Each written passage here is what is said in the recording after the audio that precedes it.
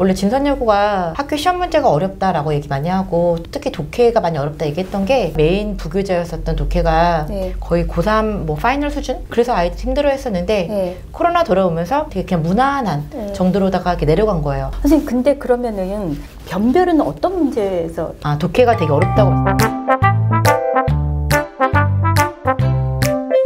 김다나 선생님이시죠? 네, 맞습니다. 네. 진선여고 내신. 네, 진선여고 담당하고 있고요. 네. 진선여고 내신을 한마디로 정리할 수 있을까요? 안주하지 않고 끊임없이 변화하는 학교. 그렇게 내신 말씀드릴게요. 경향이 바뀌어요, 매해? 아, 원래 진선여고가 네. 코로나 전에는 부교재도 좀 거의 일정했었고 안 바뀌고 네네네네 매년. 그랬었는데 코로나 때부터 좀 해마다 많이 바뀐 것 같아요. 원래 진선여고가 학교 시험 문제가 어렵다라고 얘기 많이 하고 또 특히 독해가 많이 어렵다 얘기했던 게 독해요? 네네네. 네. 기본적으로다가 메인 부교재였었던 독해가 네. 거의 고3 뭐 파이널 수준? 그 정도까지 간다고 얘기를 네. 했었거든요. 네. 그래서 아이들이 힘들어 했었는데 네. 코로나 돌아오면서 갑자기 교재 수준이 뭐 고2 네. 되게 그냥 무난한 네. 정도로다가 이렇게 내려간 거예요. 네. 그리고 그 다음해에는 또 없었던, 듣기는 원래 없었거든요, 진선여고는. 네. 근데 듣기가 또 추가가 되어지고 네. 그리고 작년이죠. 이제 가장 최신이라고 할 수 있는데 2022학년도 그때는 원래 진선에서는 메인 독해 부교재가 있었고 네. 그리고 문법 부교재가 있었어요. 아, 한 권 한 권씩이요? 네네네. 네. 기본으로 2권이 들어갔었는데 네. 문법 부교재가 빠진 거예요, 작년에. 네. 처음으로다가. 네. 근데 어머니들 아셔야 되는 게 문법 부교재다라고 해서 아, 문법을 중학교 때처럼 이렇게 막 그 내용에 대해 나오는 거구나 생각하시면 안 되고 문법 부교재도 각 뒤에 보면 독해 지문이 있잖아요. 네. 그 독해 지문들이 시험 범위로 들어갔었던 거예요. 네. 네. 그래서 메인 부교재는 고3 수준의 어려운 네. 그런 난이도였고 독해. 네네네. 네. 그리고 문법 부교재에서 출제되는 독해들은 네. 그냥 평이한 수준, 고1 수준 네. 그 정도로다가 이렇게 아이들이 공부를 했었고 네. 그리고 추가로다가 이제 원래 들어가는 교과서 네. 2과가 들어갔었던 거죠. 근데 작년에는 네. 그 고1 수준의 쉬운 독해들이 있었던 네. 문법 문법 부교재가 빠지면서 네.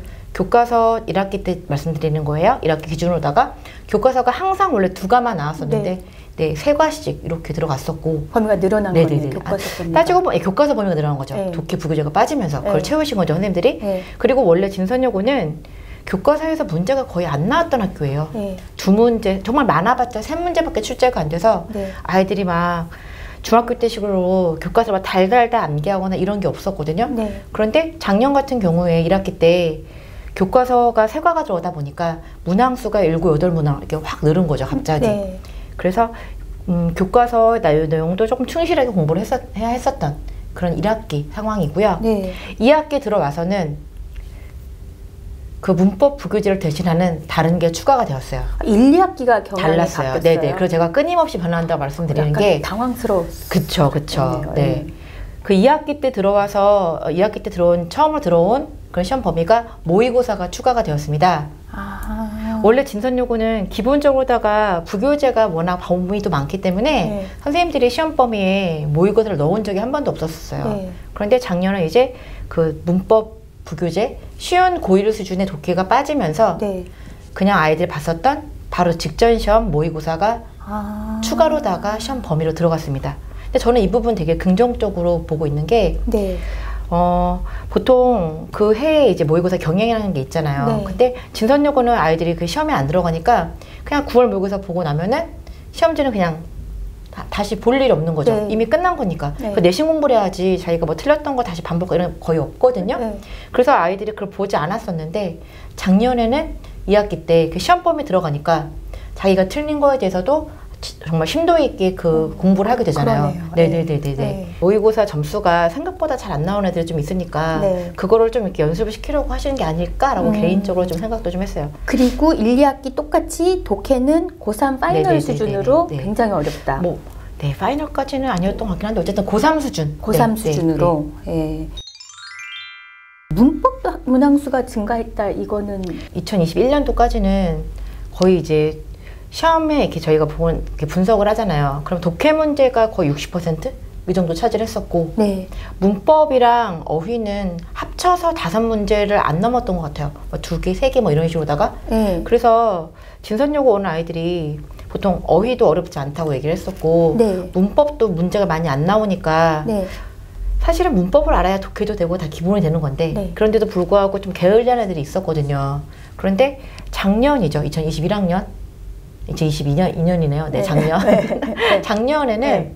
문항수가 굉장히 많이 증가를 했고 그리고 결합되어진 문제가 나왔어요. 보통 이제 외고에서 많이 나오는 스타일이긴 한데 그 다음 중 뭐 문맥상이라고 하면은 어휘를 많이 묻는 거고요. 네. 문맥이 흐름이니까. 네. 그리고 어법상이라고 하면 문법을 묻는 거거든요. 네. 원래 각자 따로따로 났었는데 작년부터는 문맥상 혹은 뭐 어법상 바르지 않은 것을 뭐 모두 골라라, 틀린 것을 골라라 이렇게 복합되어져서 7, 8문항 정도로다가 정말 되게 많이 늘어났어요. 네. 그러니까 이게 어휘 문제인지 어법 문제인지부터 알고 들어가야 되는 거네요. 그렇죠.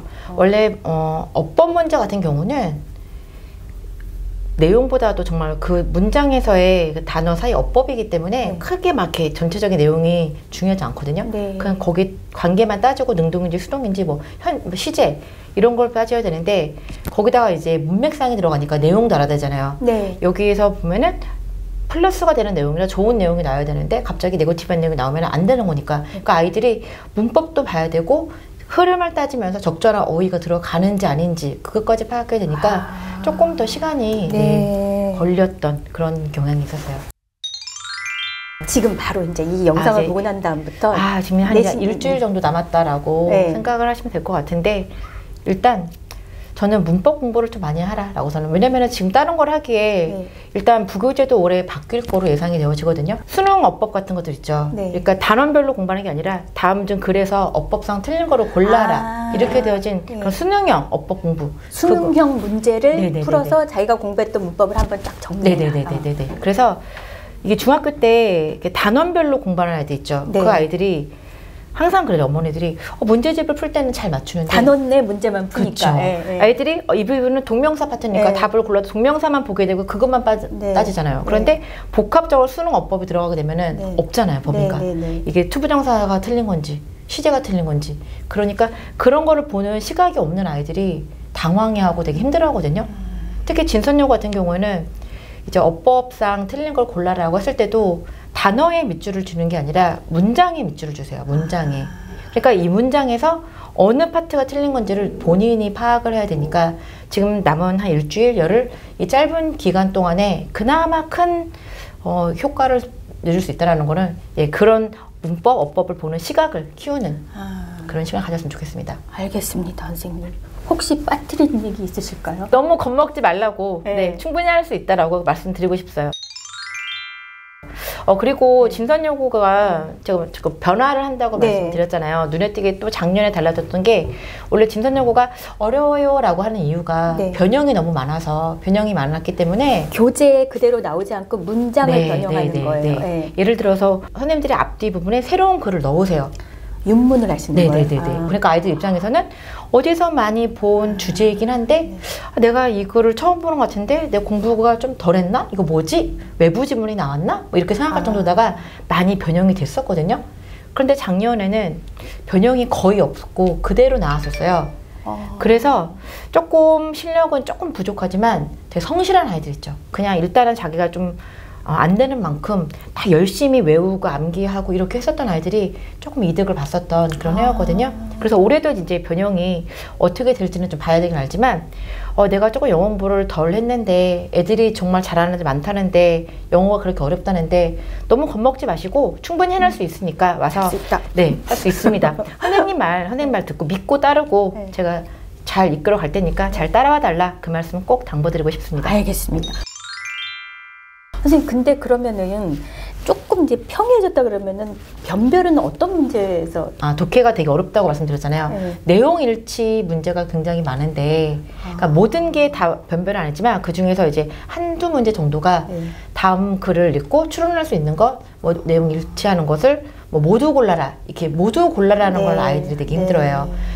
글 자체가 뭐 인문사회과학 이렇게 어려운 내용이다 보니까 이걸 읽고 나서 ABCD 보기에 있는 그 지문이 맞는지 틀리는지 그거에 따라서 조금 많이 힘들어 하더라고요. 네. 서술형이 안만 쉬워졌다고 해도 쉬워졌다는 기준이 기본적으로다가 실력이 있는 상태에서 쉬워진 거지 쉬워졌다고 실력이 없는 아이들도 다 풀 수 있는 건 아니거든요. 네네. 그래서 아직까지는 그래도 서술형에서 변별이 좀 된다라고 보시면 되겠습니다. 다 된 것 같아요. 다 된 것 같아요? 네. 35분, 네, 딱 35분, 아, 15분 그래요? 하셨어요. 힘들죠.